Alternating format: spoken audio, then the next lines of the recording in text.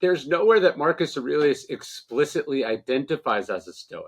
He Mm. never says, I am a Stoic. He never says, I am a student of Stoicism.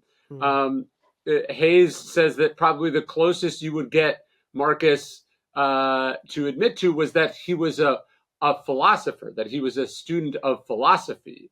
It Yeah. just happens to be that he what he writes about illustrates a lot of Stoic thinking, and he quotes from a lot of Stoic philosophers.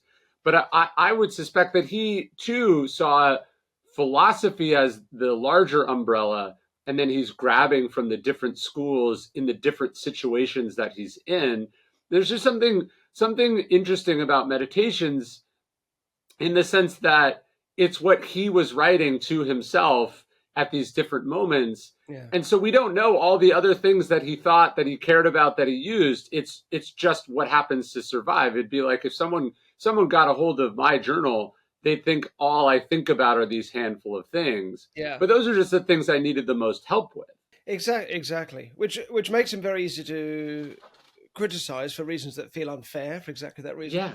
and also means that its weaknesses are its very strength. It's the fact that it isn't a book written for a readership. It's written as notes to himself.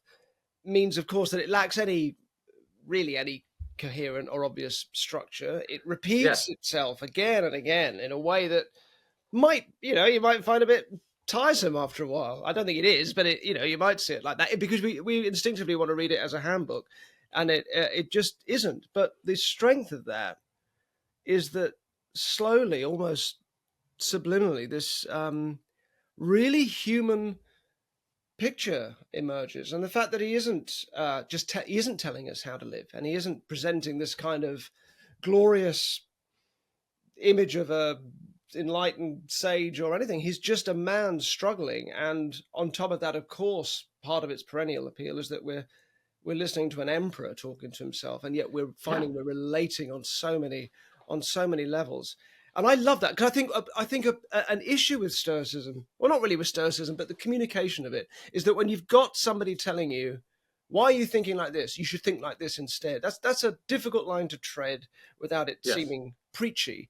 And I think we're much better at sort of taking in ideas when they're not being communicated at us, but particularly when they're, if we're sort of almost almost eavesdropping on a private Yes. conversation. I often find myself being interviewed about Stoicism, and I can hear myself saying things like, oh, it's fine. Pay no attention to those things. It's these things aren't as important. Just let it go. And I realize how glib that will sound, but actually, those are such key important messages. But you don't want somebody telling you that. We spend half our life wanting our problems to be heard and appreciated and recognized. We don't want somebody telling us that they're our own fault, or however it comes across. Yeah, I Yeah, suspect that's why no one else has published a book like Meditations. There's something, as you said, its bugs are its features, and its features are its bugs. Like if you sat down to write a Meditations, or even in the style of Meditations, there's already something artificial and performative about it. It's the fact that it's the Emperor of Rome writing a book, almost certainly not intending to publish it, and it surviving, perhaps even to his mortification. mm, That's what makes it so special. And to, that's a bit of magic that you can't recreate. It is a singular piece yeah. of literature, certainly of philosophy. And although it's rooted in rhetoric, of course, because that was his background Training. and a big part of his life, it isn't doing what any other book with a kind of normative force telling us how we should live would do, which is Yes. creating a much neater, polished, ultimately um, unrealistic at some level version of what it's trying to sell. It's not really trying to sell anything.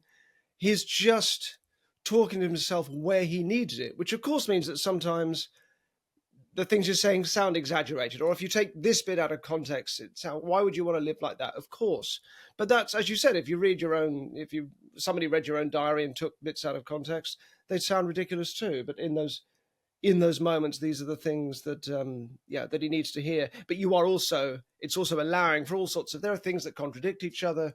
There are things that seem kind of a bit unpleasant or a bit unclear from time to time, and those are, you wouldn't have that in a handbook that would be selling you Yes. something that is not, it's not giving you the whole story. You'd be looking for holes in it. I think we just instinctively do that, don't we? We work away from what we're given, and somehow having this very personal dialogue with himself, because you can't argue with that. You might not resonate with his view of the world, but you can't argue with the message because it's just back at himself. Yeah, I remember I saw an art project once where the the photographer, and I'm forgetting the specifics, but I think you'll get the essence of it. But basically, the photographer told people they were going to do this photo, and then and as they're preparing for the photo, they gave them some kind of unexpected compliment, and they took the picture precisely as the person was comprehending the compliment, right?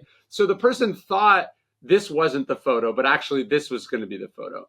And there's something about meditations that is pre-publication, like it's what Mm, he's thinking about without any kind of self-consciousness, even though the thing is itself inherently self-conscious because he's writing to himself, mm, but because he's not thinking about you at all, when he's talking about, when he says you, he means him, but mm, somehow incidentally means you. And there's just something profoundly unique and relatable to that makes it this kind of singular work of literature and philosophy.